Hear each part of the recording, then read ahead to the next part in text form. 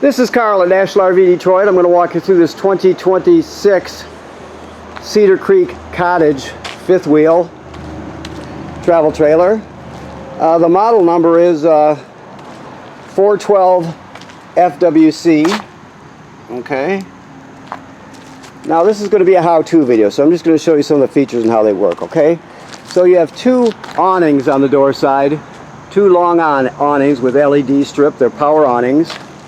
So you can see the entire side is covered with awning. Your fold-in steps with adjustable legs. Of course, keep in mind that the door will bind up down here if you don't keep this adjusted correctly like it is. So you always want this piece to be parallel with the threshold.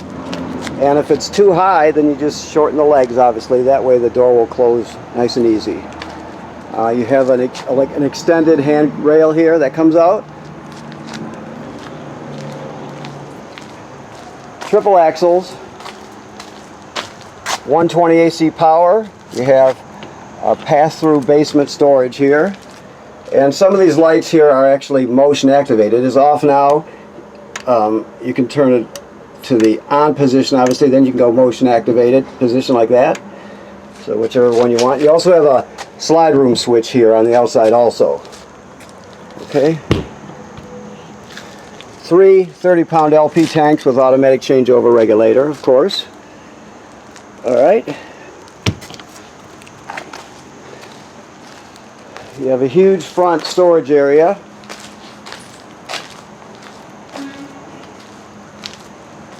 This is your battery compartment here.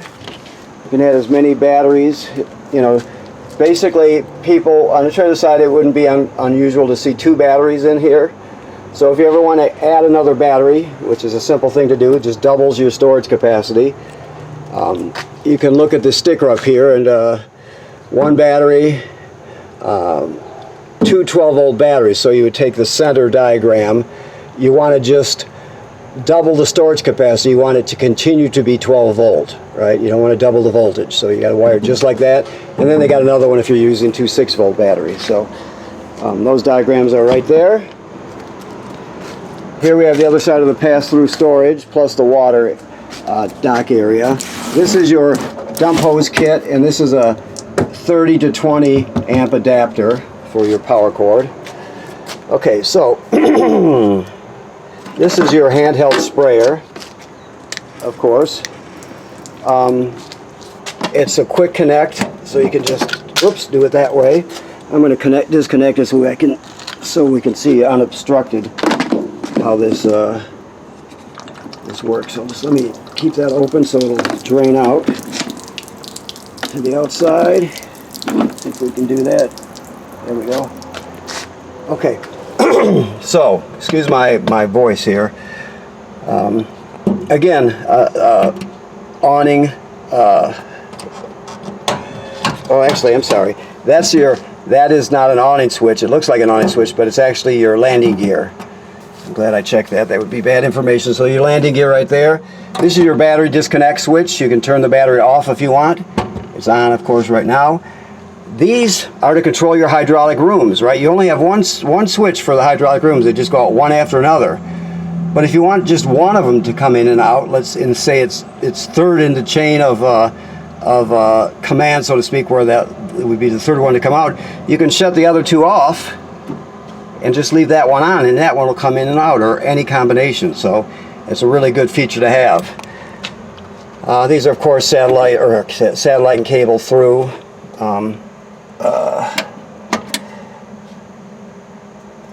These in this one you have 5 diagrams, if you can see that. The most common diagram for your water hookup, your hose hooks right here to the white connector there. The center one here that says city water is obviously the most common. You put the valves in these positions, and hook up the hose, and you're all set. You're using city water. Now, if you're camping someplace that doesn't have city water, you're boondocking or whatever, you can pre-fill your tanks here by going into power fill, right? You fill it, you take the water with you, and then when you get there, you go to dry camping, put it in the valves in these configurations, and then the water pump. You turn on the water pump. The water pump will pump water out of the fresh water tank, and all your plumbing will work as though you have city water. You'll just be pumping from the tank, of course. And then you have your winterizing mode. When you're dewinterizing it, keep in mind you don't want antifreeze. Basically, if you want to, you can stay in winterized mode while you run fresh water through, and then switch it over to summer. You can do whichever way you want with this one, so keep that in mind. And this is to siphon or to sanitize the tank. You would draw a solution through this right here, and then through the trailer. You know, some people use a quarter cup of bleach, or some people use a commercial product, whatever you choose. Okay. This is your black tank flush right here.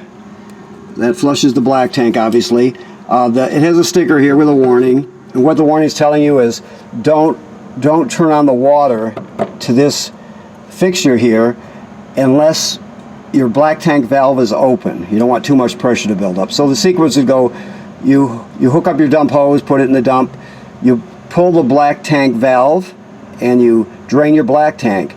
You leave the black tank valve open, then you put your hose at the dump station on here, turn it on, and flush it out. It'll spray off the sensors so you get good reading, all that good stuff. But you always want the black tank valve open while you're doing that. And of course, these are your low point valves here. Okay? You have on-demand hot water. This is off right now. That's on, so when you get where you're going, you turn it on, obviously. I'll show you the control panel on the inside and talk to you a little bit more about it. Your 50 amp power cord, your dump valves here and here. So you got 3 gray valves on this trailer and 1 black. So you have your 50 amp. This is a dryer vent here, by the way. Okay, you have your 50 amp cord, and then it's in a reducer over here. You can see that we give you this also, and it'll reduce it down to a 30 amp if that's all you have is 30 amp. And we give you another one to go around to 20. Obviously you can't run air conditioners or anything, but if you're packing up the trailer or something, you can plug it into a 20 amp service and turn the lights on and that sort of thing. So, okay.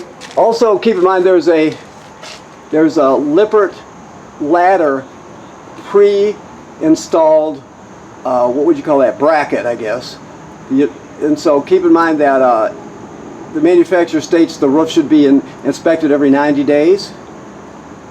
So you really want someone to go up there once every 90 days and look around, make sure there's no damage to the roof caused by, the most common thing would be like low branches or road debris flying up there.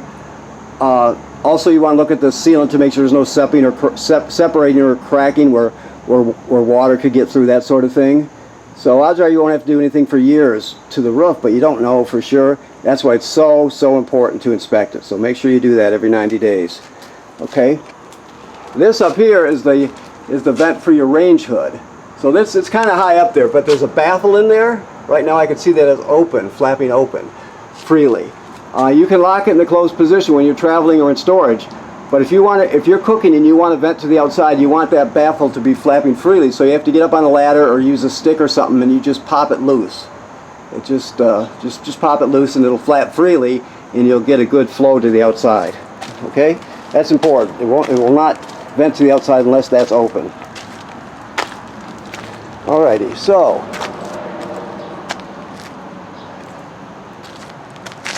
huge trailer. It's great. This is so unique. I love when something different happens with trailers. You know, usually you see in this business, I'll see the same thing over and over and over again, but then sometimes this happens and you get something brand new. So here we go inside. First thing we see is a little, you could call it a mudroom, I guess. Bench for take off your shoes, and you have a closet with where you can hang coats or whatever you want. Now this stuff here, this is your literature for the trailer. These are your remotes for the trailer. This one, the small one here, is for your fireplace. Another one is for your sound, and the other one is for a TV. This looks to me like it's the attachments for your kitchen sink. There'll be a tub, a tray. They're all metal. A grate that goes over it because you have a really, kind of high-end kitchen sink. So That's all the stuff that goes with it. And I don't know what this top thing is here. Let's see. It was probably something that's been installed. Yeah, I don't know what it is, but the box is empty anyway. So, okay, close that. Okay, headlights. So nice L shape dinette here. This, since we're standing here, is your carbon monoxide LP gas detector. It should always be glowing green as it is. If it's not, get it serviced. Don't put it off. It's very important. Obviously, it's hardwired to the battery, so it's always on, and you want it working. So it's not expensive to replace. So we're talking more like in the $20 type area. So it's not expensive. This way, you see your fireplace. I showed you the remote was back there, but I can do this by hand here. Let's see. So there you have it. So I can change the thermostat there. As you can see, it's going up.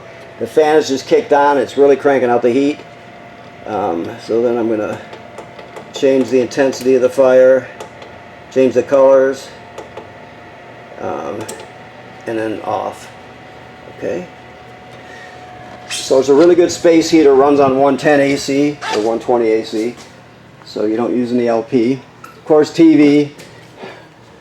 You got a little wine area here, and I'm not going to go over the obvious stuff, the self-evident stuff, really. So this is a hide-up bed. So you pull these cushions off, and it folds out into a 3-panel hide-up bed. A nice one. It's actually comfortable. So we come around to the kitchen. You have your keys are hanging here right off the bat here. So you have attachments that go inside here. This is the waterfall.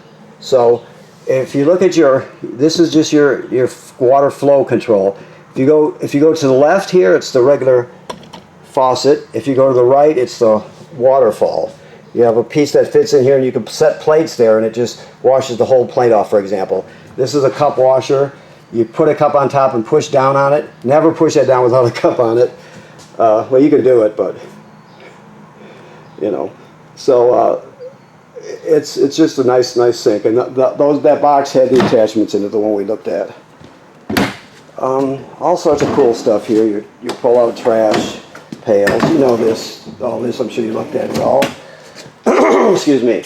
I showed you the vent on the outside, the range hood vent. Well, that's built into your microwave here.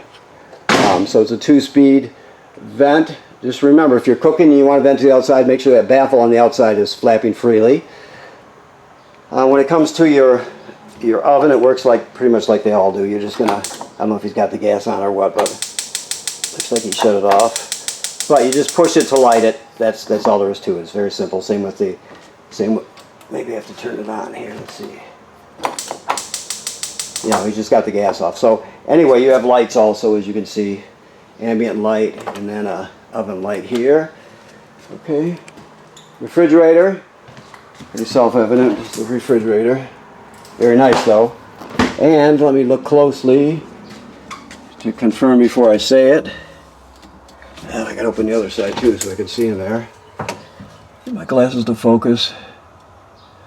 It is 12 volt DC, so this is a 12 volt DC refrigerator, which is great. Everything that can run on 12 volts DC in a trailer does. Some things have to be AC, like the microwave or the air conditioners, but everything that can be DC is, so you have that. There may be I don't know if it's, let me look again here. I don't see any strap for this or anything, so, oh yeah, there is, right here. So you have a strap maybe down here, so it goes crossways across this, so your doors and drawers don't slide open in transit and get dented. Washer and dryer are here, as you know. What a nice trailer. Look at this thing. Okay. So, solar.